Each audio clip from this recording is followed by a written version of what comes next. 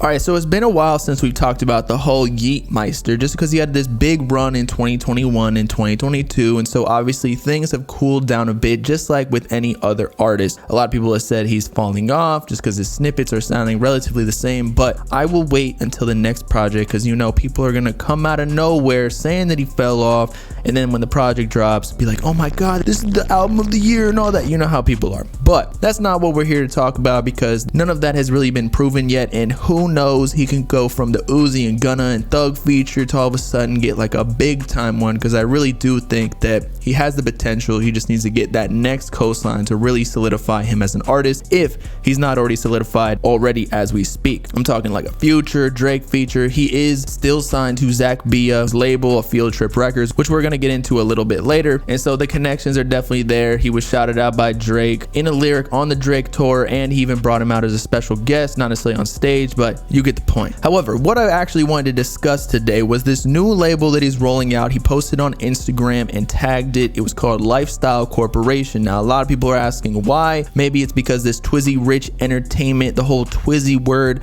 has just run its course. It's not really trendy anymore. No one really wants to be Twizzy anymore, just because people might think it's corny. He's moved on to bigger and better things rather than fingering each other in their little handshake. And plus, on Twizzy Rich, he signed a couple people like September's Rich, who may or may not be independent at this point, but he definitely got a bunch of Yeat features that are his most popular songs on his page, so we'll see what happens with him. But he also allegedly signed like videographers, editors who traveled around and did music videos for him, as well as holding all of his past catalog before Up To Me. Even though Up To Me still is credited as Twizzy Rich, however, he did admit in an interview in like 2021 that it was distributed by Interscope, which could very well be the case for all of his previous projects. He could have signed his catalog to them as well and just got a huge bag from all the past music, which is what a lot of artists do to get the M's. But this Lifestyle Corporation kind of goes along with the same album series that he's working on. He already dropped Life, Afterlife, and now he's going to drop this next project, which is allegedly called Lifestyle. And so maybe that's his new little Twizzy branding that he's going for. However, once again, this makes me wonder,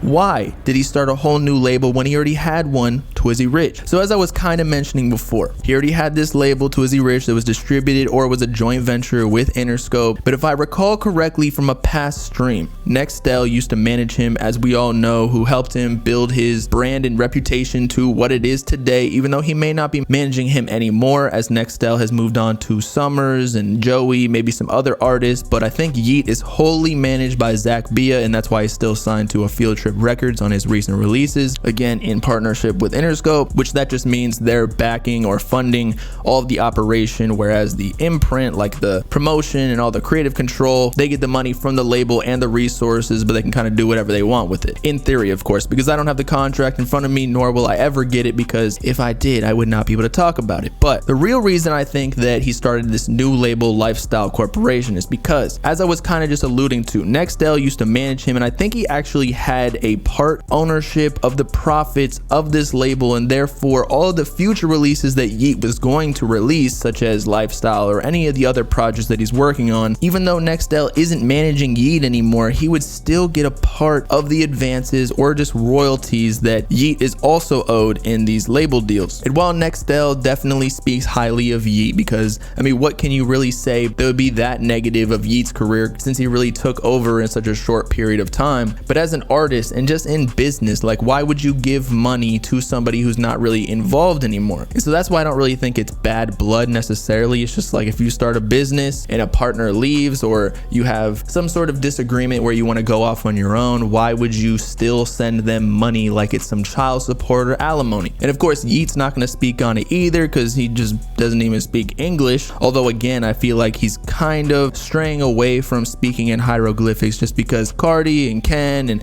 everybody's doing that whole thing where they have a specific demeanor in their tweets of capital letters and different symbols on the keyboard. And so once again, he might just be representing himself differently on a new label. And theoretically, if Nextel did have a part ownership in this Twizzy Rich, for all the new producers and anybody else Yeat signs, Nextel would be owed a cut, and if he continues to go up, say get this Drake, Future, or even, I don't know, pop star features to continue building up his brand bigger than what it is today, then Nextel wasn't really involved, and so Yeat probably doesn't think that he's owed anything. And so again, I don't think it's necessarily bad terms or bad blood between their relationship, although they're probably not really friends anymore, but still it's just business. And so again, that is my theory as to why he created this new label, not to mention the fact that if you count all the projects that Yeat has released under a Field Trip Records with a joint venture of Interscope, Geffen, or even just a partnership somehow, he's released 2 Alive, Life, and Afterlife, which would be 3. And many times when big artists sign to major labels such as Interscope or any of the others, they usually only sign for 3 to 5 projects. I'm not entirely sure what Life would be considered because some people were calling it an EP, but it did have a fair amount of songs on there. But Yeat definitely did have some leverage going into that project because he had so many big TikTok songs and he could basically create his own terms as one of the top 50 streamed artists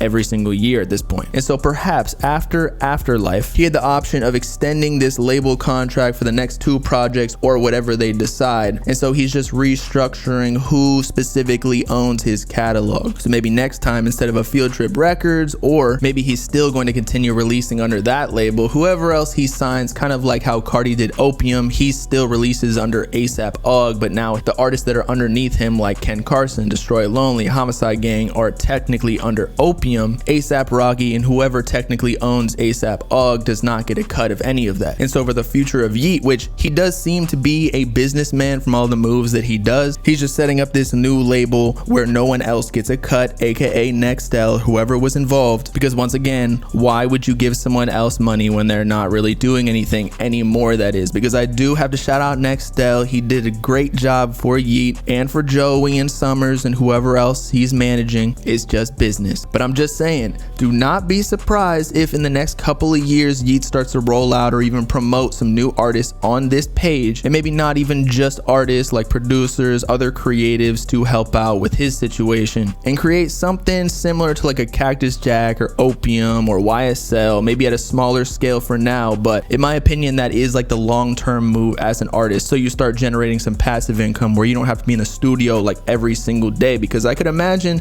that does get boring or repetitive. Fans are already saying that he sounds repetitive, which I feel like does happen to every single artist. It's hard to create new sounds every single year. I mean, we see how Cardi only drops like every 3 years. This happens to everybody, even Kendrick Lamar. But once you start getting ownership in other people's careers, then you make money while you sleep. And so now I'm trying to figure out, who is Yeat gonna sign? Likely not gonna be September's Rich after their whole situation. I don't even think they're friends anymore. September's Rich definitely posts on his Instagram stories like ambiguous or shady posts that he claims is not about Yeat whatsoever, but like that's just a cop-out sometimes. A lot of these subliminals, because no one can really outright say that you're dissing anyone because you didn't mention anybody's name. You could claim that, oh, I just liked a certain bar that Yachty made about this dude is from the suburbs, he's not actually a gangster or whatever, but we get what you're doing, bro. And it's okay, we all do it. We love talking shit about other people. It's just human nature. But big moves are definitely coming. I think Yeat does have the power in the underground to sign an artist and get them successful just off of a co-sign, because he doesn't really give out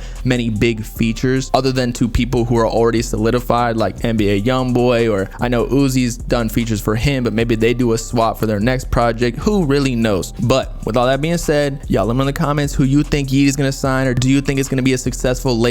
Does he have the credibility as an artist to sign other people and essentially create careers? Because as we've seen with Young Thug, Cardi, etc., even Travis Scott, yes, they have created people like Don Toliver or Gunna or Lil Baby, even though he's technically signed to QC but was heavily affiliated with YSL, as well as Ken Carson, Destroy Lonely for Opium. But we have also seen it go wrong where it doesn't really do too much if you sign an artist and then never really help out other than tagging them on a couple Instagram stories or posts. But again, I think Yeat is smart enough and even is big enough to get the streams up for a new artist. We saw what happened with September's Rich just by doing little twizzy handshakes and music videos. His streams went up by a couple M's just off an association, which is the name of the game in the music industry. I feel like if you get big producers on your album, say like Filthy or Benny X, who as we all know Yeat does have good connections with, as well as a Yeat feature, what can really go wrong? That's easy bread for any artist who can set up those collaborations. infringements. It's me, your boy Bobbalam, signing off. Started my own label called Twizzy Rich Production. It's signing the best lawyers in the game so they can't sue me for copyright infringement. Make sure to like, subscribe, and join the Bob Gang if you with it.